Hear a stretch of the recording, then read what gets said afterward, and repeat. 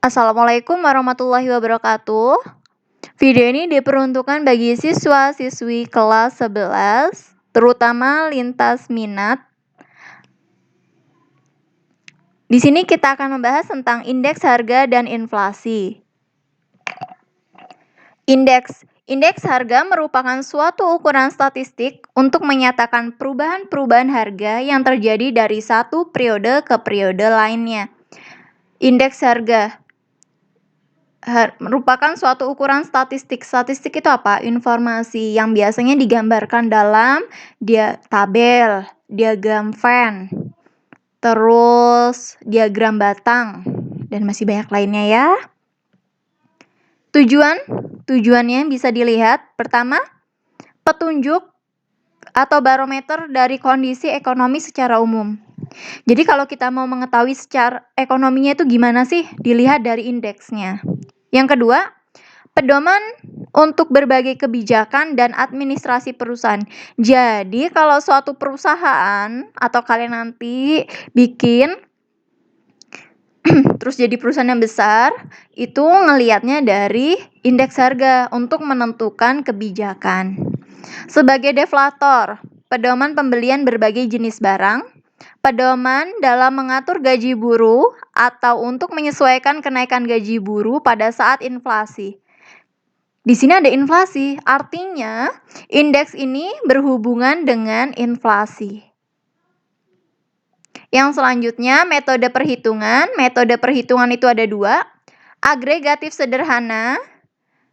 Yang kedua ada metode tertimbang. Apa sih agregatif sederhana?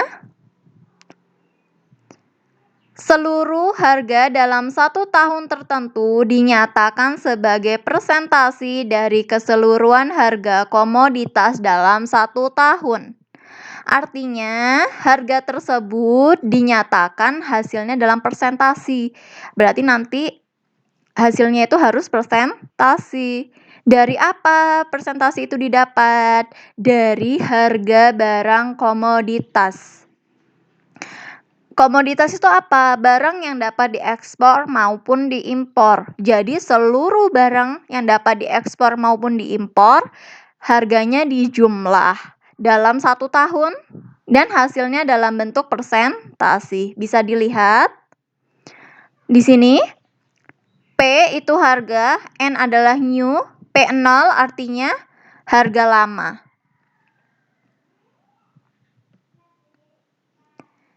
Di sini bisa dilihat tabelnya. Harga 2003 artinya ini P0, harga 2004 artinya ini P baru. Kalau misal di sini 2020, di sini 2021, berarti yang baru adalah 2021.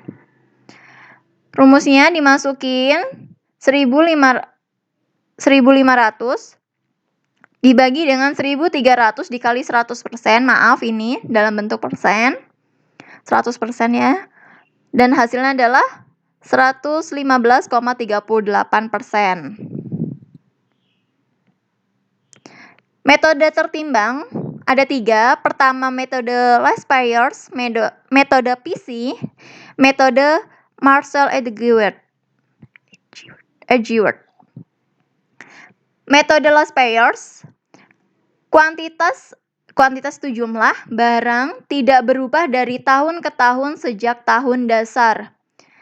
Lespayers pernah bilang, secara kuantitatif kebutuhan itu jumlahnya tidak berubah. Nah, kenapa disebut metode Lespayers? Karena yang memberikan adalah Lespayers, yang mencetusnya namanya. Lespayers itu bilang, jika jumlah suatu kebutuhan itu sebenarnya tidak berubah dari tahun ke tahun. Misal, kita itu sebenarnya kalau pakai baju, kebutuhan baju kita itu sebenarnya nggak berubah. Mungkin yang berubah adalah dari murah ke mahal. Nah, itu bagi Lespayers. Dan dia menambahkan Q, karena Q itu kuantitas atau jumlah. Jadi dia menambahkan Q di sini.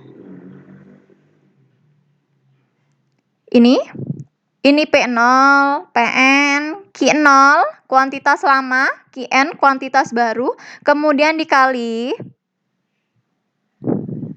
Dan ini hasilnya. Ini jika persen dan atau jika tidak dalam persen maka 105.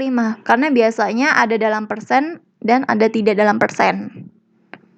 Yang selanjutnya, metode PC, jumlah barang pada tahun yang berjalan, tahun berjalan artinya tahun baru, atau tahun yang dipakai sebagai timbangan terhadap harga. Jadi di sini lebih mengutamakan yang baru. Jadi dia PN, di sini PN dikali Qn, P0 dikali Q0. Jadi yang baru dikali yang baru, yang lama dikali yang lama. Sama, di sini hasilnya dalam bentuk persentasi, dan yang di sini jika bukan dalam bentuk persentasi. Metode Marshall-Edgeworth. Metode ini menghitung dengan cara menggabungkan jumlah tahun dasar dengan jumlah tahun berjalan. Artinya, jumlah tahun yang sebelumnya ditambah dengan tahun yang baru.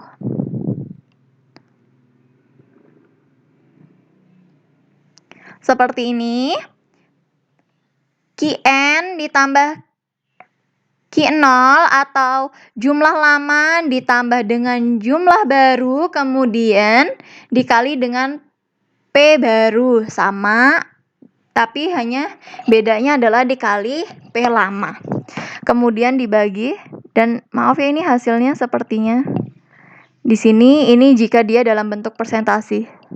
Ini 452,500 dibagi dengan 400 dikali 100%, hasilnya ini 1,1312, atau jika tidak dalam bentuk persentasi hasilnya 113,12. Terima kasih atas partisipasi kalian. Jangan lupa belajar dan tetap jaga kesehatan.